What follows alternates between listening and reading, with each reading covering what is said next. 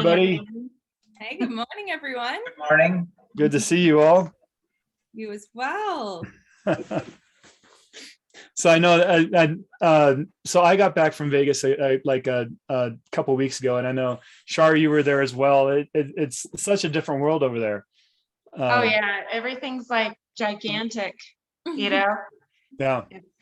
It's like massive buildings. And hey Sam, I was curious, you stayed at the Mandalay Bay. I noticed there's a couple windows that were kind of out on that building. Why is that? I mean, I don't know. It wasn't on my floor. I know that. So I didn't hear the story, but I know that they're having supply chain issues a lot of getting things fixed.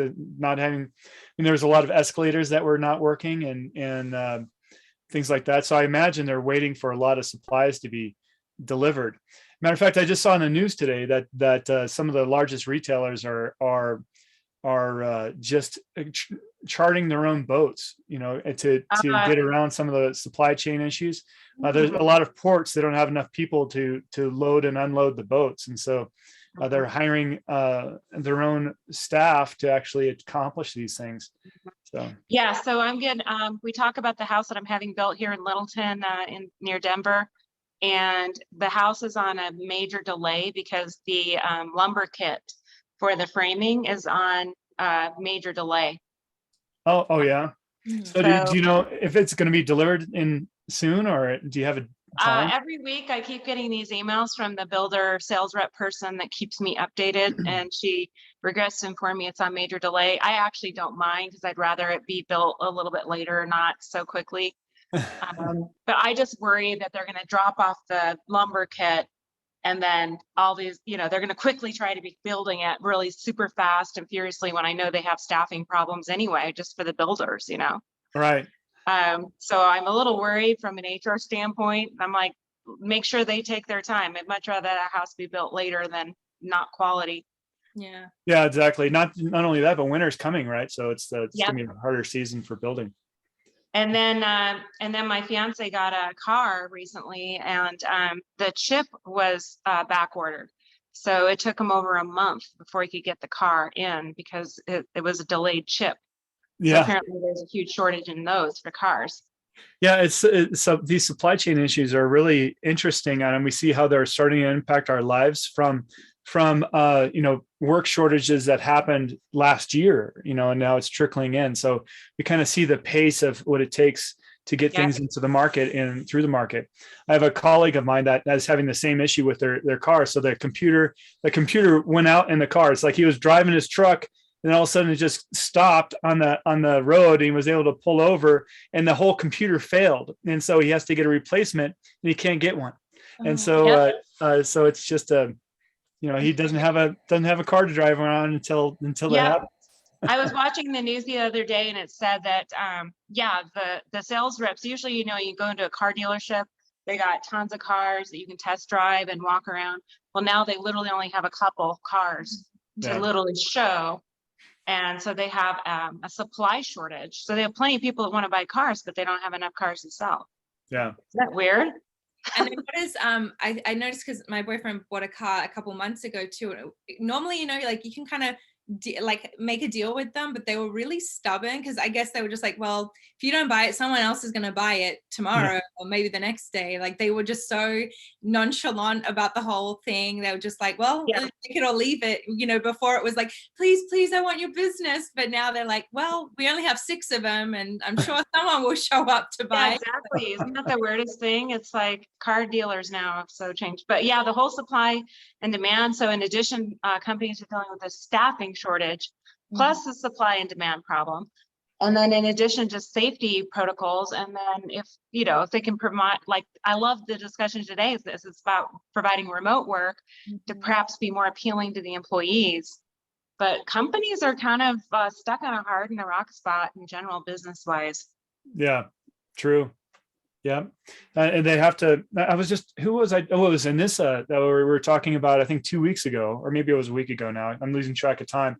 But she was mentioning that as a recruiter, they track, they're tracking who makes an announcement of back to work. And if they're forcing people to come into the office, that's where they're targeting their recruiting at.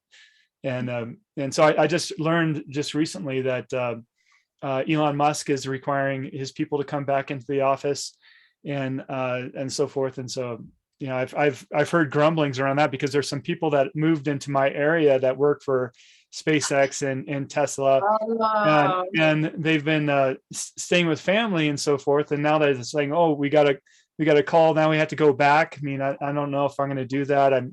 We're set up here.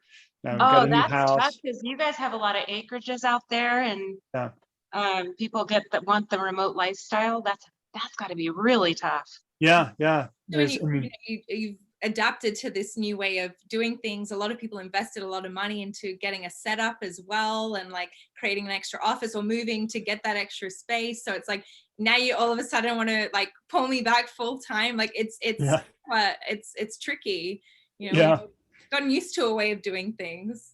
And it's funny, I just bumped into a young couple the other day, and they're actually living out of a van. They tricked out a Sprinter van, as you see that's happened. Oh, that's awesome. People are doing. They're like, that's a dream of mine, by the way. I would love to do that. Yeah, and so they're living out of a van. It's like going, we just purchased this thing. I'm not going back to work. It's like it's kind of funny commuting, and this is the only car I have. I'm going to commute my house to work, and and those aren't cheap.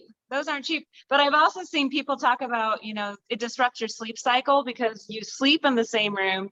Your office is in the same room. Your entire life, your entire life is in your office, right? Yeah. And they've been talking about how that impacts your sleeping patterns too. Imagine being in a van trying to do that. Yeah. I think a van is a little too claustrophobic. I could do one of those, $500,000 RVs maybe for a couple weeks, Yes. Build a woman cave in there somewhere. That's right. I tried out the RV on my birthday a few weeks ago, and I realized that I don't think I like driving those beasts. 28 feet long, 14 feet high. Huge. I don't think I like that. Yeah. Find it somewhere to park it and then store it when you're not using it, because a few of my friends bought some during the pandemic because they were like, okay, let's pack up and travel around America. But it's the same thing, because then they also have like a Jeep they want to go on the back. I'm like, it's a bus. It's like one of those tour guide buses, it's huge. Yeah. That's also what I heard, is that a bunch of people rent out and bought RVs, right? But now everybody's kind of exiting the RV world as they're. Have you heard that too, Sam? It's like so now all the RVs are coming back on the market again. Yeah, I just not really living in a van, but during the peak of the pandemic, I set up my car to have a laptop charger, an internet connection, and essentially a desk, a portable desk to work on. So I used to take a lot of conference calls and do a bit of work from the car. Although it's of course not the same as living in a van. Well, we've done several meetings. It happen no matter where you are. No excuses. Yeah. Love it. Well, I love the meetings we do with Sam, because he'll be literally sitting in his car or his wife's car, and he'll be pulled to the side of the road doing a meeting on Zoom. Yeah, that's a regular thing for me anymore, unfortunately. All right. Well, welcome, Howard. Sam's the road warrior. Yeah. Hi, Howard. Good morning. Hi, Howard. So good to have you on, Howard. So it's going to be a great conversation here as we talk about pay and Howard being a pay expert. I mean, you're looking forward to the conversation. So. Okay. And I've actually never met Howard.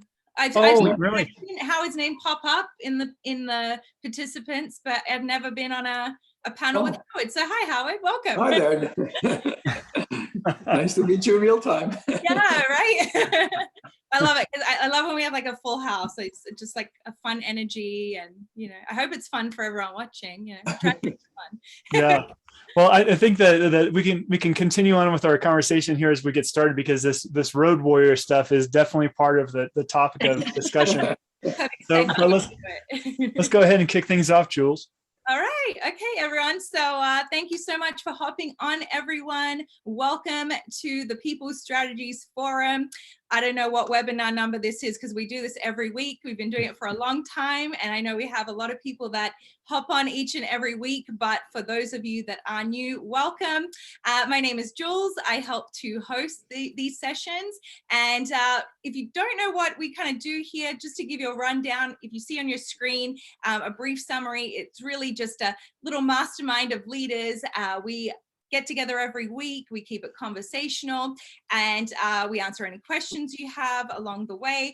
And really, we just want to help create better workplaces where people will thrive, employers reward their employees, and a place that customers love coming to. So again, my name is Jules. I'm going to introduce the rest of the panel here, starting with Shah. She is our HR expert, talent management expert, and founder and CEO of Rocky Mountain Health Advocates. And if we're talking about remote stuff today, Shah really can definitely help lead this discussion as well, because she's lived it and about to go live it again in Mexico in a couple of weeks. Well, and I have to say, I changed my title again. I'm going to be the president now. Oh, push Bruce out the way. Bruce is the CEO. I'll be the president. Okay. There you go. You're moving up. So that's self-promotion. Yeah, that's just, sometimes you just gotta take charge. Business, you get to promote yourself. Exactly, as often as you like. Great for anybody. And then, of course, we have Sumit. Sumit hops on quite frequently as well. We love having Sumit. He is a HR expert, HR consultant. He works with many companies around the world of all different sizes, and he's actually tuning in from India, so it's always nice when we get a bit of an international perspective here on the forum as well. And I just met Howard, so Howard, do you want to give a little intro? I know Sam said you're a pay expert, so we are talking about paying the remote workforce today, so you want to give a little intro and then something new as well? I've circled the sun many years, especially focused on compensation and rewards. Worked both in-house in large financial service companies as well as a consultant, and been working with Sam and his team now for, what is it, about? Is it almost 2 years? Or yeah, I think so. Or 3 years now. Yeah, it's been now 2 years. And it's great. Yeah. So looking forward to the conversation. Yeah, so good to have you on. We're changing things up a little. So, new faces. We try to keep it fresh here. And then, of course, we don't have a I saw Daniel wrote in the comments our guest speakers. So we don't have a guest speaker as such, but we do have our lovely Sam Reeve, who will be guiding this conversation today. And I know most of you are familiar with Sam. He's here every week. He's dedicated to this. But if you aren't as familiar, just a quick refresh. Not only does Sam help run the People Strategy Forum, he is the founder and CEO of a company called Comp Team, which helps companies restructure their pay, their compensation, their talent initiatives and rewards. He's a global certified compensation consultant as well. He has over 20 years of experience in this area, so it only is fitting that he's leading this discussion on paying the remote workforce. So stick around. We all love to talk a bit about money. We're talking, the title of the discussion really is paying the remote workforce. So I will let Sam kick things off here and enjoy the session. And if you do have any questions, please put them in the chat, because we want to get as many of those answered today as well. All right, Sam. All right, great. Well, welcome everyone. I mean, a lot to talk about here today. I'm going to be first to start things off. I mean, we were just talking about being road warriors and people living and working out of vans and the new lifestyle nowadays. And so really the work from anywhere phase is entered in full force through the pandemic and is expected to continue in a greater degree than before. But let's kind of look back through history and see how this all started. I mean, and how did we start working in workplaces anyway? Well, as we can see, back in the early days, when companies started coming together to try to have some consistency in their approach, if you're a tailor and you're manufacturing tailored goods, that you want them to be consistent, you have a certain style or methodology that you're trying to promote to the marketplace. And so it was easy to bring people together and so that they could replicate that particular methodology, style, and so forth, so that you have a consistent product or brand that's going out into the marketplace.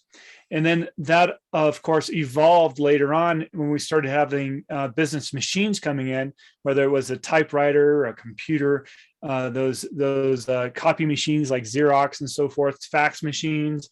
That was all part of the office environment where we got together and used those machines together. They were often owned by the company, and so it made sense to come together and use those machines. Now, enter into the 1980s or so, it become we had an introduction of what's called the knowledge worker, right? We're getting out of the manufacturing era. We're starting to tailor work around the individual. And this is the reason why we're thinking more about how do we attract and hire this particular individual. So we started thinking about the right office environment and providing more flexibility. And that's where we are today. I mean, the pandemic was really the catalyst that created the great flexibility that we're looking at now, in which employees are demanding. And so what are companies trying to do to attract people back? They're trying to create more dynamic workplaces that are meant for collaboration, where they can come in and be innovative with others. But most of all, the top employers are really looking at trying to provide employees flexibility to be able to do their best work wherever they are.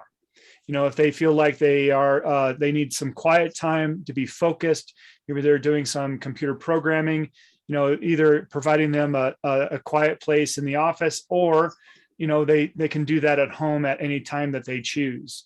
If when they want to come together and collaborate, they can do that at work. But sometimes they may want to get out of the home environment and go to a more professional environment. Maybe they're getting their house built like yours is, Shar, and they don't have a place to go to, or maybe it's loud. Maybe their companion is also at home, and so they need to go to a WeWork or maybe a co-working space. And so companies are providing that kind of flexibility. And so hey, Sam, you know what this looks like to me? What's that? This picture looks like a teenager's bedroom. Yeah. It's like you got your video gaming, you got your it's like it's not much different from their homes anyway. Yeah. And then so the image that we're showing on the screen right now is a Google campus in Dublin. And and I've been to the Google campus and the Googleplex in California, and it's very similar. It's like they're trying to create a environment that's creative, and this is the basic trend that many companies are trying to provide their employees now. If they want them to come into the office, and they're attracting them to come back into the office. Mm-hmm. But like a lot different than a sterile boardroom, right? With your typical office chairs and your sterile look. Yeah, right, exactly. So I know we've talked. I might need a hand getting off that mattress. I was just thinking the same. I'm like, the guy looks so comfy just on that lounge. Right, just fall asleep there, right?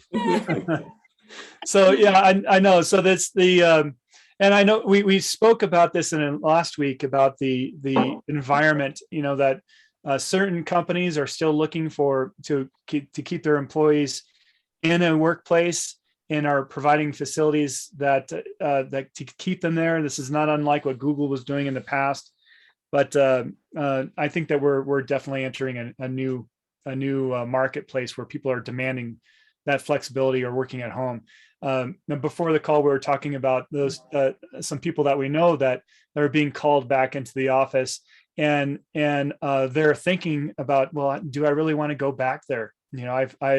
I've moved to this one location. I'm making my life here, and I've enjoyed it for the past year. I'm close to family now. Do I really want to go and leave this place to go back in a week's notice to work at the old company? So. Well, I will tell you, just I'm always looking at houses. I should have been an architect, instead of what I got into, but It's interesting, like in the new home build environment, if you actually go out and look at new home models right now, there's a lot of houses being designed to have literally where you can have your like a study, like my new house will have a study, and literally an entire workroom. I can do an entire staff meeting in that room, and have all the technology. So like against the walls will be all the technology, have multiple screens and monitors, and that office environment that you can literally host, employee meetings right out of your home. So that's kind of a new trend. Remember, like a few years ago, you had the next gen models where you could have your in-laws, sleep at your house. Oh, yes. I think, you know what I mean? Where the granny garage and all that. Right. But I think now the new theme, like you, Howard, I see that you're in your home office, is now you're going to have a home office that's kind of conducive to working from home. Yes. Yeah, we now have the technology to be able to do this effectively. I mean, there's really no excuse for knowledge workers in a large sense to be able to maybe where they can work from anywhere. It's just making sure that they're doing their best work. If there needs to be, like I mentioned, innovation and so forth. But as we know, we have the internet speeds now. Our phone speeds have expanded dramatically since 2010. We're now into 5G. We often, I think that most of you have probably used the phone recently, and I think more than half the time I am like starting a video call on a phone to talk to my mom or my sisters. It just seems to be the more natural way. I want to see their face. It's like I rarely put the phone to my ear anymore. So, the phones are better than computers and laptops these days, right? Yeah. That's right. Phones are like mini computers that have better technology than our laptops. That is really interesting. It is, and on a global basis, that is true as well. When we think about how we use our phones, we are spending a ton of time on our phones. Worldwide, about 7 hours a day is spent interfacing with our phones or the internet in some fashion. And so, yeah, it's definitely what's going on in other countries, such as the Philippines and Brazil. It's almost part of the regular daily regimen. You're on the screen, up to 11 hours a day. It seems like a lot of time there. And of course, this is all made possible because of those connection speeds. And we're going to see those areas that have those broadband connection speeds that are significant. We're going to see more business and more commerce in those areas and more desire to work from anywhere. So I think that's the critical thing to be thinking about. So of course, working from anywhere is the phase of the future. But does it mean that not all jobs we can't work from anywhere by all jobs, right? There's still those agricultural positions where, you still have to show up to do the farming, right? Construction, things like this. There's certain industries that are more ripe for remote work than others. So we'll see this coming into place.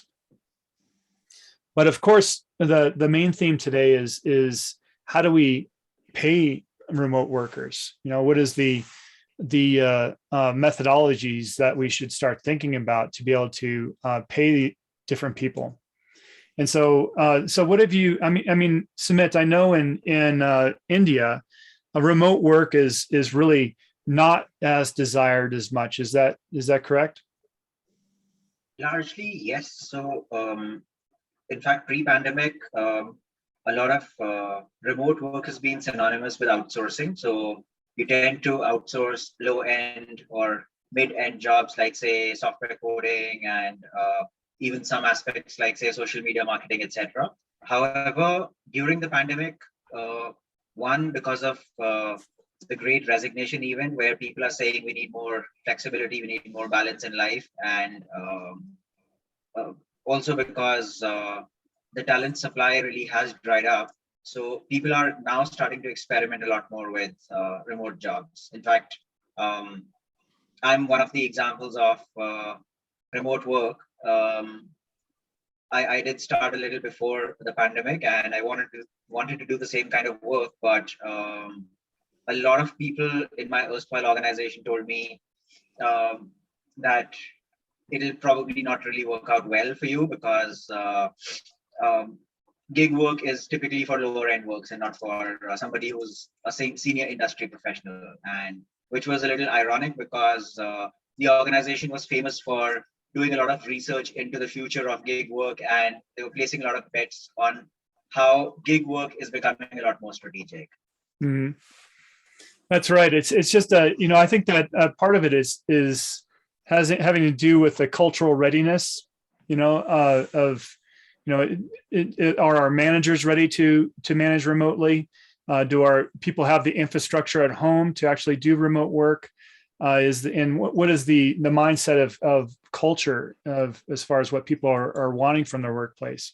I recall, working for a large organization, and it was very limited in terms of the number of people that were being allowed to work from home. And they had to go through a whole review process in terms of submitting information about how their home office is set up and exactly how they're going to manage their day. And then they go through multiple levels of approval, and then sort of in a flash, everyone is working remotely, and not only working remotely, but in most cases, having higher output because there's less distraction, there's less commuting time, greater employee satisfaction because they have a little bit more control over their lives. They can take a break during the day and do something with their family.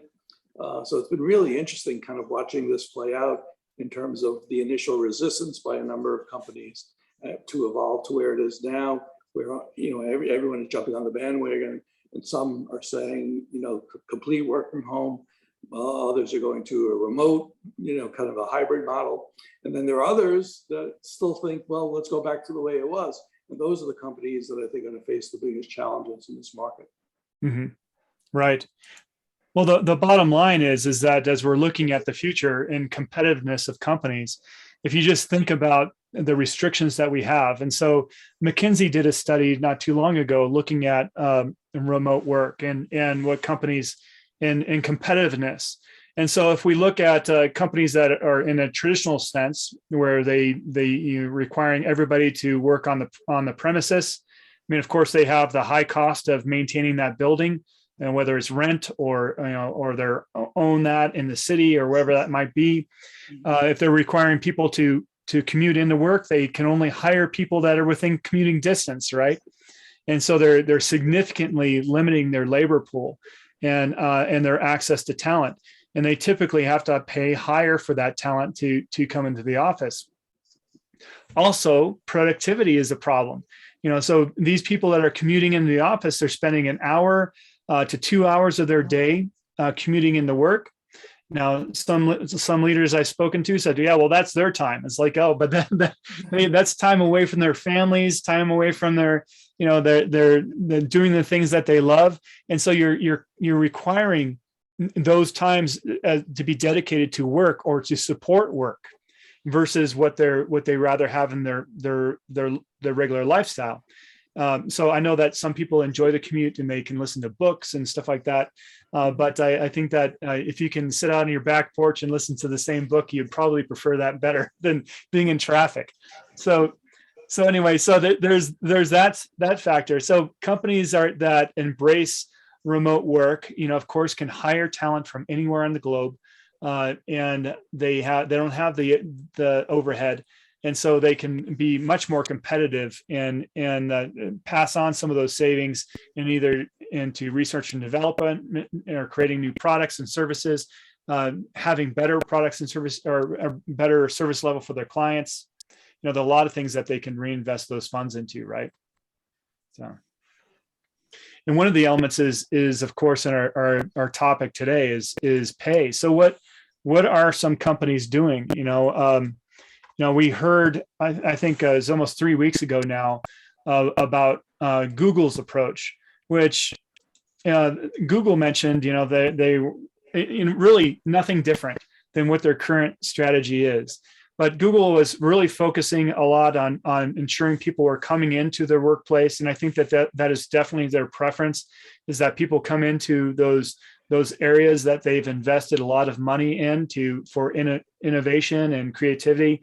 And so they want people there, but they realize that some of the best talent out there is going to demand that flexibility to be in different places.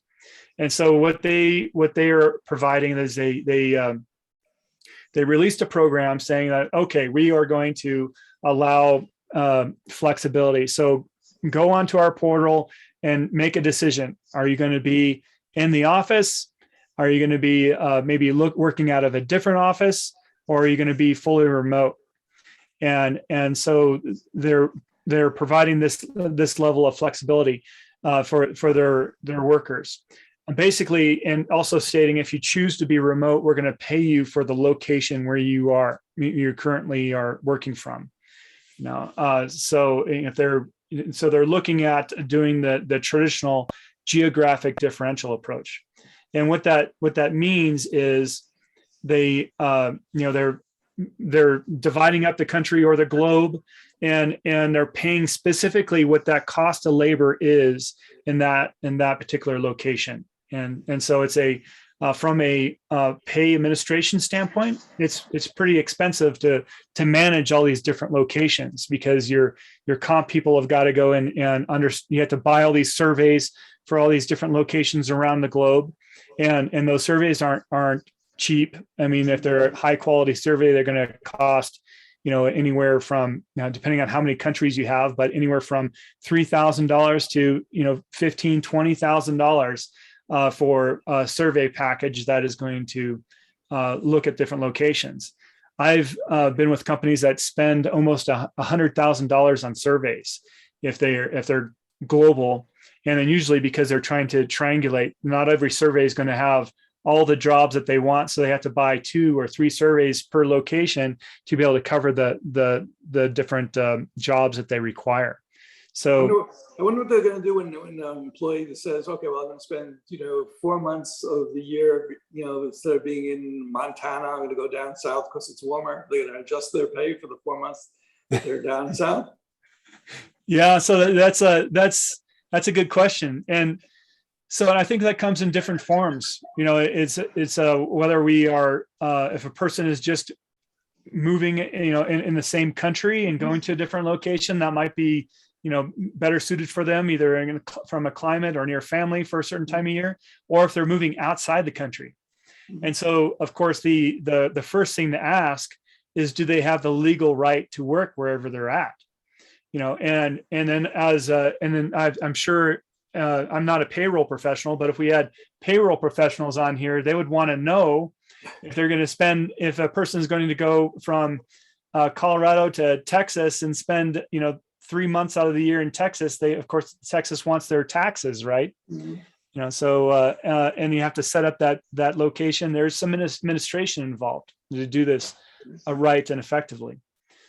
Some smaller businesses are like, nobody's going to come after me. But definitely, if you're at a certain scope, I mean, you're going to draw attention. And that also, when we talk about globally, a lot of countries, this is not quite on their radar yet, as far as working if a person's coming into my country and they're working for a significant period of time, they don't have the infrastructure to really track to see if that's actually happening.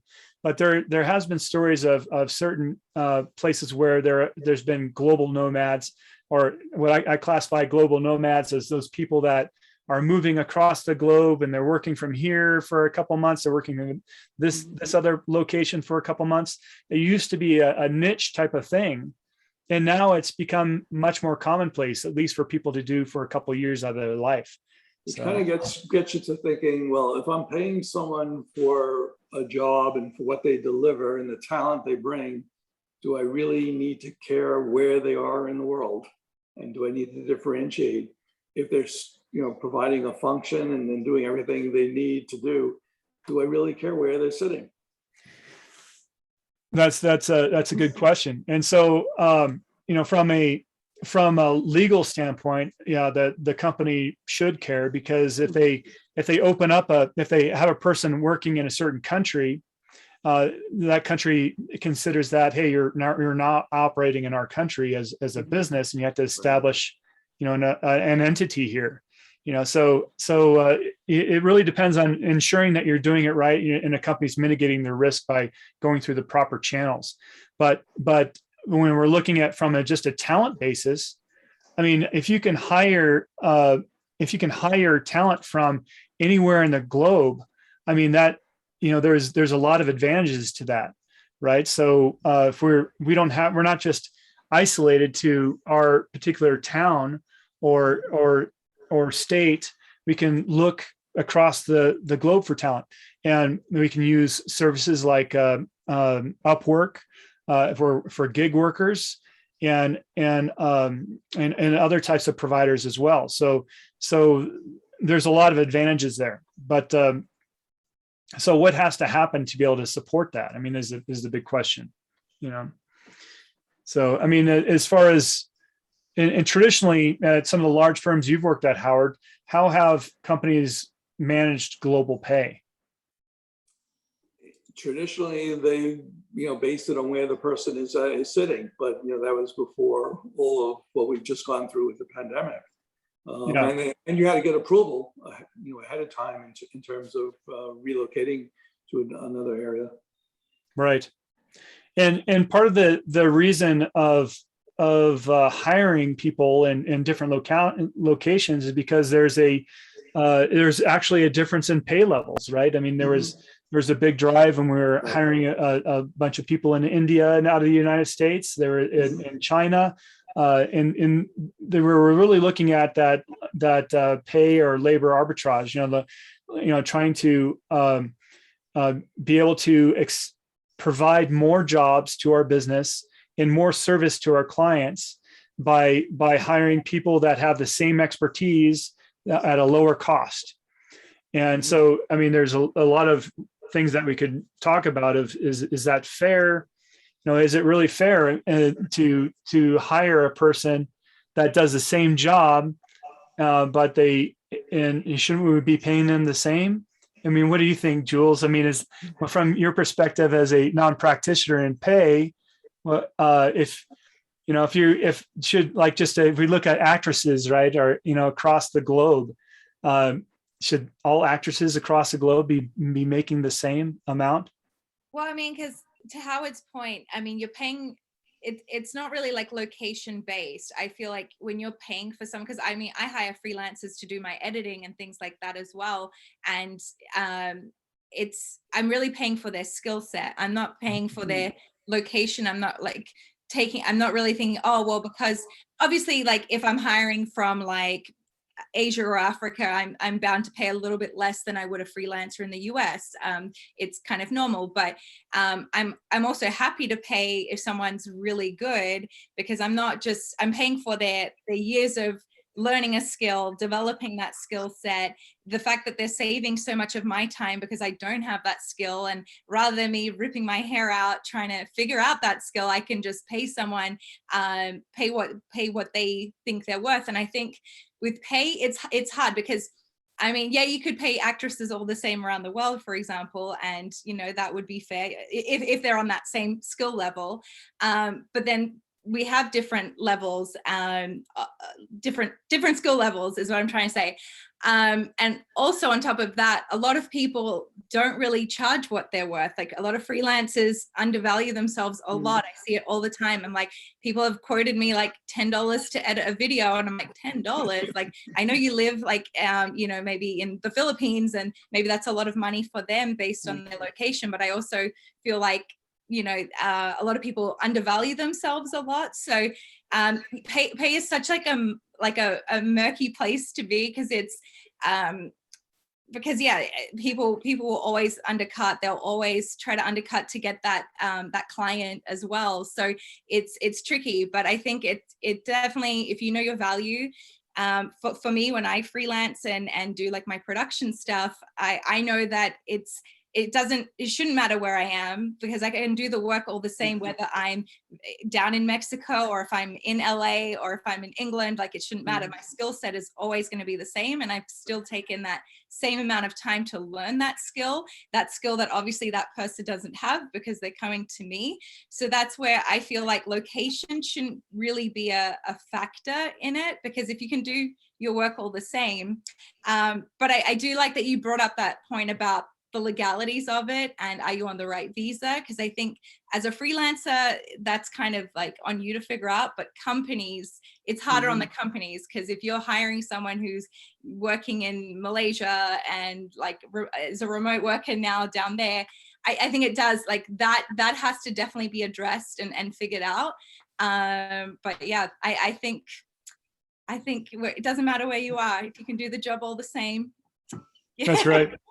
Yeah. So there's a great argument for that. So should we pay, all jobs the same based on the value that it contributes? And of course, when we're looking at things from a global perspective, and when we're looking at things in theory, that seems to make a lot of sense. But we're also making that we're using our bias as being in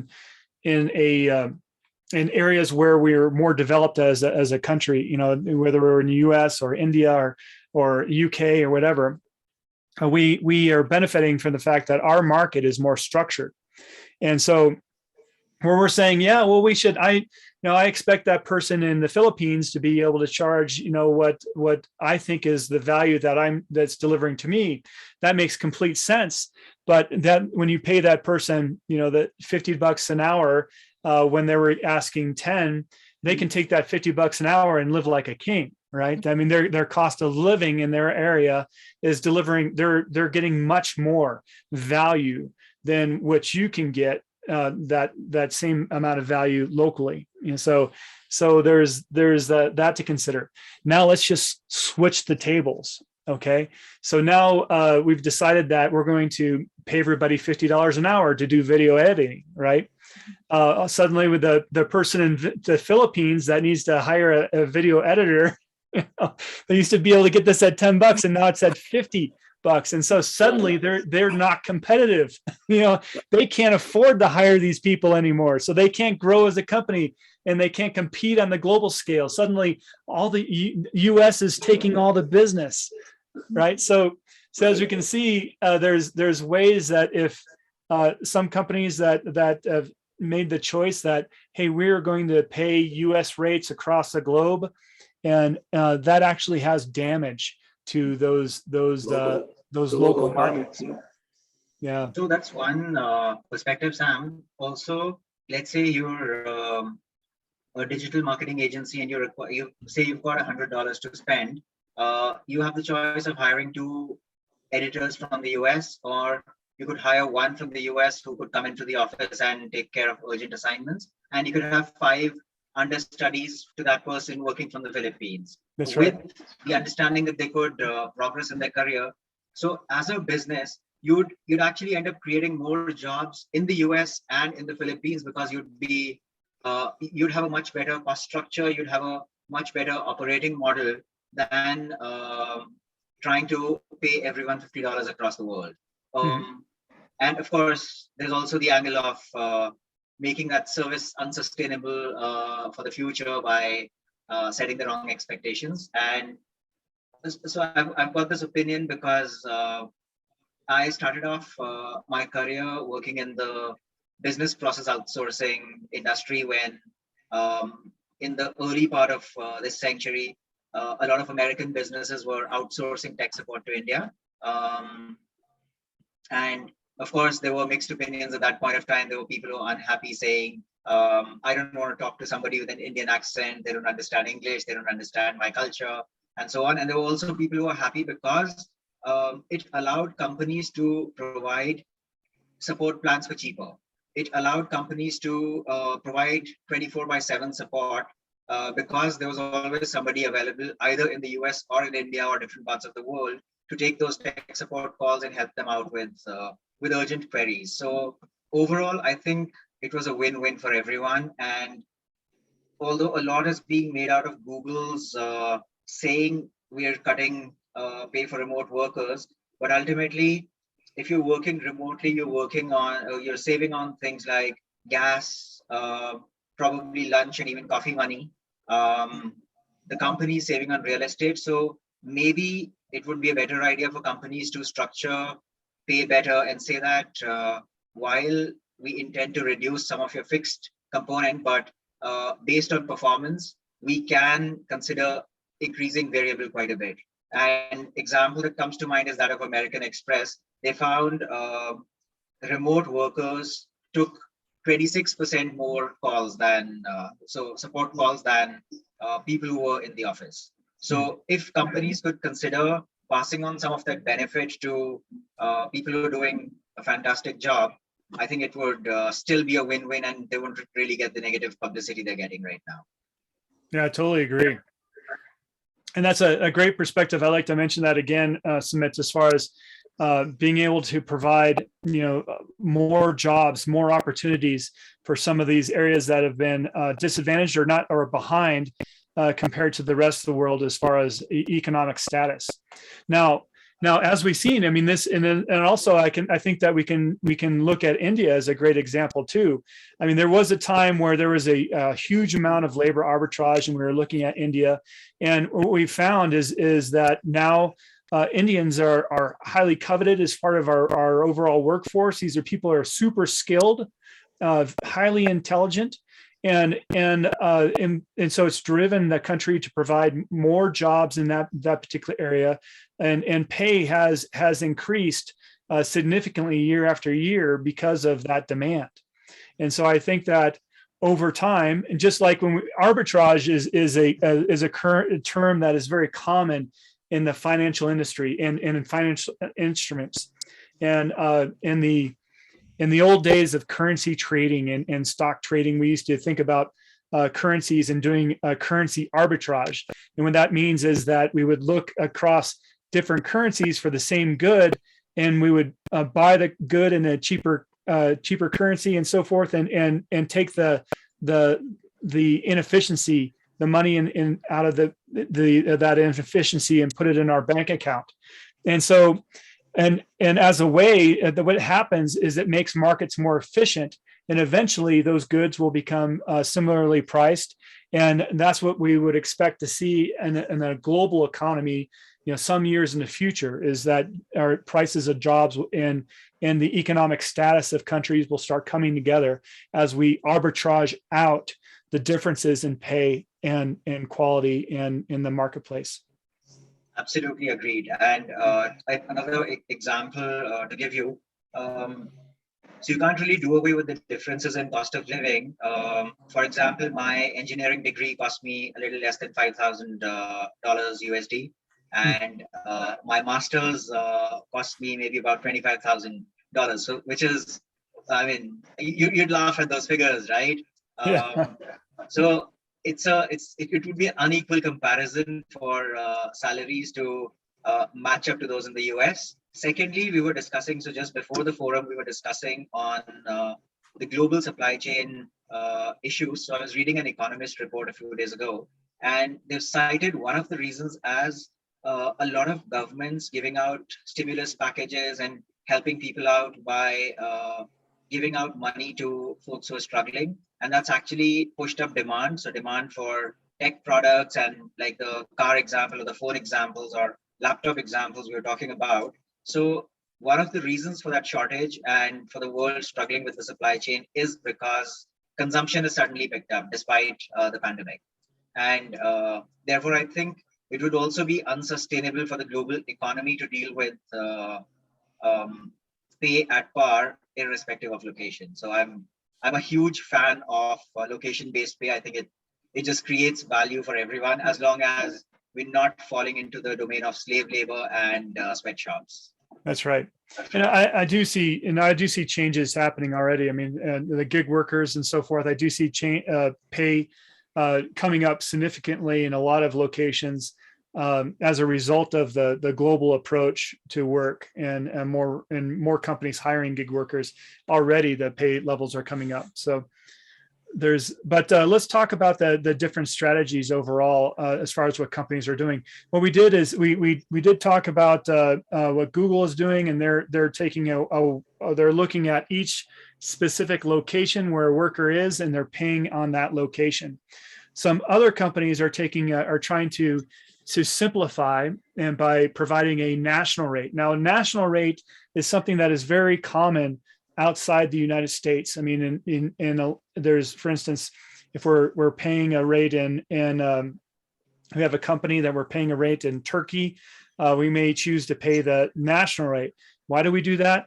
Because there's not enough good data to pay specifically a city rate. So it's like we don't know the difference between the city rate and the national rate. So we just group the whole country together and pay it the same or target the same rate because of the lack of having that data.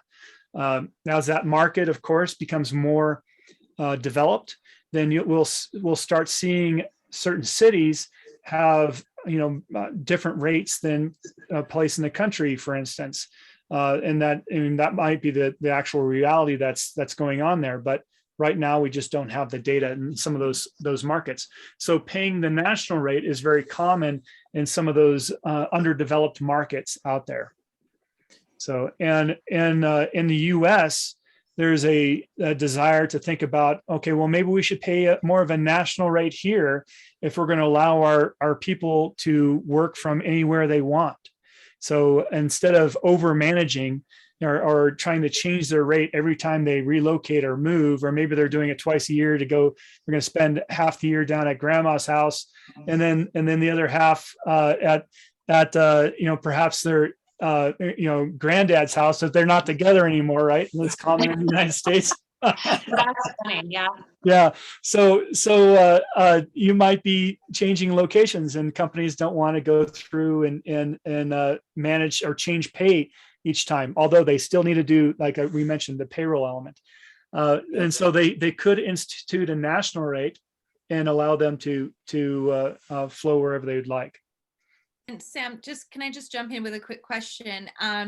Because we have a question about how would US companies handle salaries for Canada? Would you apply the same strategy then with the national rate?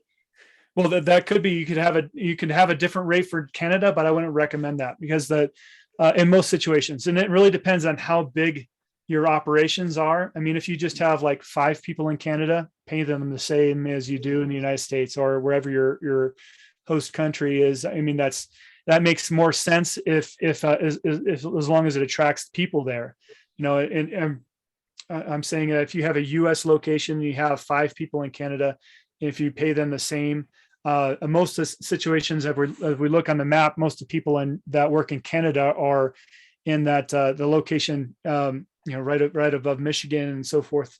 And so the change in price is not that great.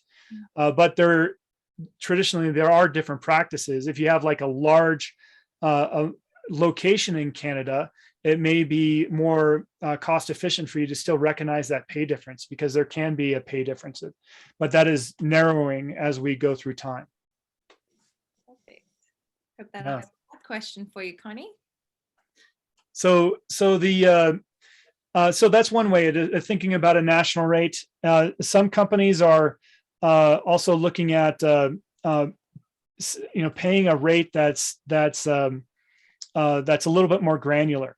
So by zones, and so they're cutting. And this is a traditional approach. I mean, this is nothing new. This is really a traditional approach to geographic differentials that are been handled in the U.S. So a lot of countries or companies will divide the U.S. up into certain zones, and here is an example of 3 zones where you're paying different based on those locations, and it's a simple way to administer those locations at a lower cost.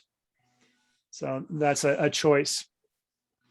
And then you can also pay at the city rate. Now, this is what we were just talking about, what Google is doing, and this has a higher cost of being able to do that. Now, also we mentioned what companies are doing as far as like, for instance, this is an example from Basecamp. Basecamp is a software provider, software as a service provider out there. And they've chosen to pay San Francisco rates, and they don't have any equity or bonus plan or anything like that. So they pay quite high in the San Francisco rates, 90th percentile, which is basically the top pay in the world, right? And they don't even differentiate by location. So this is, as you can imagine, if you're hiring maybe 50 to 100 people, this might be affordable for you if you have a lot of revenue per employee. But if you're Amazon, right, this could be an extremely expensive a pay strategy. So that might not be suitable. So other companies are thinking, okay, well, maybe we'll pay a certain rate, and then we'll adjust it by the cost of living, similar to what we do when we relocate somebody. And this is getting to somewhat of a global nomad type of philosophy. They say, okay, well, our headquarters might be San Francisco, it may be London, and then we're going to adjust people by the cost of living depending on where they are. Now, traditional comp practitioners, they cringe when you say we're going to pay by the cost of living, because we all know that the true cost of a job in a particular location is based on the cost of labor, which captures the supply and demand of that job in that location. So when we're paying by the cost of living, we're not paying attention to the cost of labor, and it can be dramatically off. Pay can be dramatically off what the local rates actually are by this approach. But some companies, such as I think we have Buffer here, that uses this approach. They take the San Francisco 50th percentile and they adjust it by the cost of living, and then based on whatever that person is, and that's what their salary is. It's a nice formulaic way of looking at things. And some companies that want to reduce the amount of cost in administrating their pay are looking at more formulaic methodologies. Now, this can be useful for your company, or it could be harmful for your company. Now, the useful areas is you can say, oh, we can have complete pay transparency. You can calculate your own pay. If you're coming into the organization and understand exactly what you're going to get by location and by level, and you can, project out your career path. But it also puts you in a very confined position of, you don't have any flexibility to alter that. If this person is a super, if they have any kind of talent differences they're bringing to that particular job, such as that really good with customer service, and they're, maybe you want to pay them higher in the range, and if you're doing it formulaically, it may be more difficult unless you have a really complex type of formula. So in this particular company, I think this is GitLabs. They have a way what they're having a formulaic approach. They're using the San Francisco benchmark again. They're applying a location factor, a level factor, and then of course the exchange rate to come out what this is across the their different locations. So yeah, I agree. This can be this can be a very restrictive way of managing pay, and it may not give the flexibility that a lot of companies really are looking for. But if you're, there's also the element of companies are continually trying to find how they can introduce AI, how they can introduce computer practices to simplify and make things more transparent. And they're leaning more this direction than others. So what do you think, Howard? Go ahead. I think all this is going to be interesting to see how it all plays out, because now, especially in this marketplace, with there's such a demand for talent, if I have a particular skill set and I have a choice of employers, and I can say, well, why would I go to this one that has regional differentials when I can go to this one and they just pay the San Francisco rate all around the globe? So I think we're sort of in uncharted territory right now as this whole thing evolves. Yeah, and we're going to see a bunch of different practices until then. So it'll be interesting. These next few years, comp is very hot. The competitive pressures are going to change where we're going to go in the future. Jules, you were mentioning something? Oh yeah, the compensation calculator that you just had up, is that a free tool?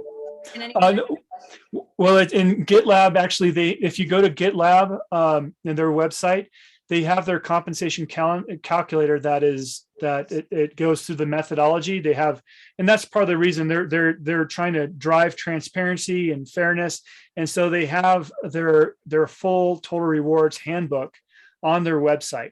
And so you can look at this. Now, should you use it as a company? Probably not. It needs to totally be calibrated to your company. So there's not like it's a tool that you can just grab and plug it into your company and have it work.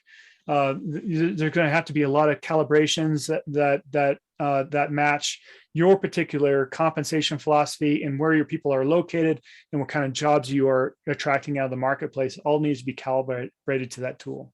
Okay, so are there any other free websites that you would recommend to be able to find all the salary data for both the US and Canada? Because that's just the question popped up. So it depends on your size of company you are. I mean, there's some providers out there. There's a Option Impact if you're a startup. Option Impact, if you participate and provide information, they will give you information back. And Howard and I recently came across a new company called Pave, P-A-V-E, and they're also for those younger companies that also provide free data and a pretty snazzy tool that goes with it. And they do have a paid version of that tool as you grow, but they start you out with a free version. So I would take a look at that, and those are pretty neat tools. Not suitable for all companies, and so you really have to see where you are in your development and your growth. And also, most importantly, the amount of rigor that your management and your board of directors and compensation committee require. Some of you out there are saying, well, we don't have a compensation committee. Then you're not subject to that much rigor. So you probably could use some of these tools that are experimenting with new techniques. If you have a compensation committee or board, they're often going to want to see a traditional survey that uses real statistical method, validated methods of getting quality information from companies that can be defended. And so you're probably have to go for a Mercer, a Radford, a Culpeper, those types of survey companies that provide high quality statistical data. Great. So I know that we are approaching the top of the hour, and I could talk about this stuff forever. And so I hope I didn't suck up too much oxygen. But it's your zone of genius. Let it shine. But as we think about some questions here, as we're getting into things, I want to acknowledge our sponsor here, the TMA method. And we've been talking about compensation and so forth. So why is the TMA method so important in this context of discussion? So what the TMA method does is it helps us understand our people to a greater degree. And that's something that we should be all thinking about right now when we're looking at retaining our employees and attracting that coveted talent. Is we need to know and have these real human conversations, understanding that the way that they like to work, and having a good dialogue about their expectations for the future and what they want from your company and what you want for them in exchange, right? So the TMA method is a very positive psychology talent assessment that helps you have these productive conversations on style. And so it's a great way to have a first discussion on where people's career and where their pay expectations are going to be for the future. So I just want to make a quick comment. I fully integrated the TMA method into my organization. In fact, just yesterday I had 3 debrief conversations with 3 different levels of my organization across the nation. One gentleman was in Montana. One employee is a real superstar blossoming, and a brand new hire that actually is getting her PhD actually in organizational development and also related to assessments yesterday. And it was quite fascinating, the types of dialogues that we're having. Again, very positive, very focused on their development. Also, how do they integrate their talent with their passions outside of work was also very fascinating. And I have to tell you, we've just seen real fruits of using this process with the TMA with my company. So it's been great. Perfect. Now, another thing I want to mention is our speaker for next week is Danelle Green, and I had to talk to her about the topic of here. We're discussing career architecture, which is a very hot topic right now. As a lot of companies know out there, providing this type of architecture helps them grow their people effectively. The architecture itself helps you pay people fairly. And so I'm a big fan of building these structures, and putting them to work really requires a good talent expert that can coach on how to achieve and to create career paths across the organization. So I know Danelle is an expert on this. We worked together on a project at Barclays, introducing career architecture there long ago. And there's a lot new exciting tools that are coming out that help develop this type of structure that we'll be talking about over the next several months. So I'm very excited about next week's conversation. All right. So any other questions come through, Jules, on the topic? We had a couple. I was just writing them down just in case we don't get to all of them. But here's one. How would you manage employees once they hit the 3-year mark? They're all trained up, but then they hop to another firm for better pay and more career opportunities. So how to retain those people? So Right. yeah, so so that's the thing is sometimes right now we're see people, rarely people are going to move for just pay unless it's significantly different. And there's usually other elements that are involved there. But the important part is a couple weeks ago, or maybe it was a month ago now, we talked about the importance of the stay interview. And so right now, if you're seeing some turnover in your organization, the first thing you should do is open that discussion with your people to see why they are what they like about your company, what can you do better, and why would they think about moving to somewhere else. Now, some companies, right now they may say, well, you don't really have a good training program, or you haven't invested me in my career development, or it's hard for me to actually get work done here because you guys aren't very organized. I don't think leadership knows where they're going. All these can be part of it. All those things can't be fixed overnight, right? And so the lever that people pull is the pay lever. If we need to keep somebody here, you can give them some assurances, and then you might have to pay more to keep them in their seat.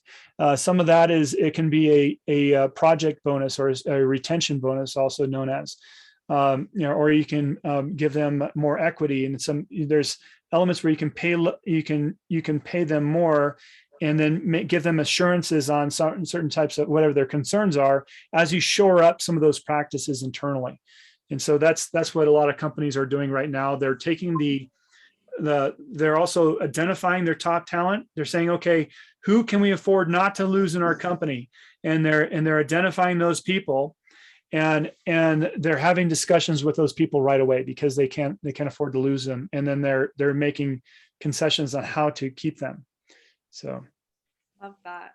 And Daniel just said he was at that session. Now he's conducting stay interviews. So I love when people implement what we teach here. Good. Awesome. Yeah. Nice. Yeah. Nice. Well, it's been a great conversation today once again, and I'm so fortunate to have so many talented people that are part of these discussions. So thank you everyone for joining in today. If you loved it, let us know in the chat, because I feel like Sam, you love to, you shine when you talk about all of these kinds of topics. And I think people get really into it. We've had just question after question, we can't even get through all of them. So it's been, I think you should do more of these, but that's just what I think. Let us know in the chat. We do this for you guys. So let us know if you loved it. I think Howard come make more appearances,